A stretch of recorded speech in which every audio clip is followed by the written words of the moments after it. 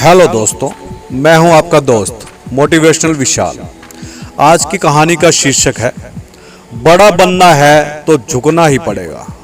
तो आइए आज की कहानी शुरू करते हैं। एक बार दो आदमी नदी में मछली पकड़ रहे थे। दोनों बहुत ही जोश में थे। वह जल्दी से जल्दी कोई मछली पकड़ना चाहते थे। दोनों ने अपना कांटा नदी में फेंका। दोनों नदी की तरफ आंखें लगाकर मछली के फंसने का इंतजार करने लगे। कुछ ही देर में पहले वाले आदमी के जाल में एक मछली फंस गई। उसने दूसरे आदमी की तरफ देखते हुए अपनी खुशी जाहिर की और अपने डब्बे में मछली को रख लिया। इसके बाद उसने फिर कांटा नदी में फेंका और छोटी छोटी मछलियां उसके कांटे में फंस गई और वो बहुत खुश हुआ और सारी मछलियां डब्बे में रख ली। अब करीब 1 घंटा हो गया, पर दूसरे आदमी के कांटे में एक भी मछली नहीं फंसी। दूसरे व्यक्ति ने यह देखकर उसको उसकी मदद करने के बारे में बोला, लेकिन दूसरे आदमी ने बिल्कुल मना कर दिया। कुछ ही देर बाद उस दूसरे आदमी के कांटे में एक बड़ी सी मछली फंसी। उसने थोड़ी देर उस मछली को देखा और वापस नदी में फेंक दिया। यह देखकर पहला व्यक्ति बहुत हैरान हुआ, परंतु उसने कुछ कहा नहीं।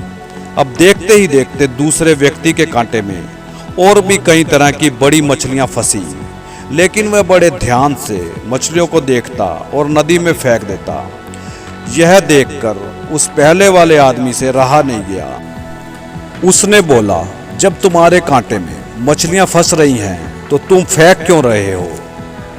तो दूसरे व्यक्ति ने कहा, वह सब बड़ी मछलियां हैं और मेरे पास कोई भी बड़ा बर्तन नहीं है उन्हें पकाने के लिए, इसलिए मैं उन्हें नदी में फेंक रहा हूँ। मैं एक छोटी मछली की तलाश में हूँ जो मेरे बर्तन में आसानी से पक जाए।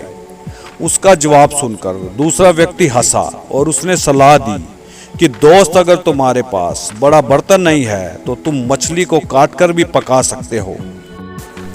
इस कहानी से हमें यह सीख मिलती है, हम में से कई लोग उस दूसरे व्यक्ति की तरह होते हैं जो बड़ा लक्ष्य पाने की जिद में अपने छोटे छोटे लक्ष्यों और मौकों को छोड़ देते हैं, जबकि कई बार यह छोटे छोटे मौके ही हमें अपने बड़े लक्ष्य की तरफ ले जाते हैं।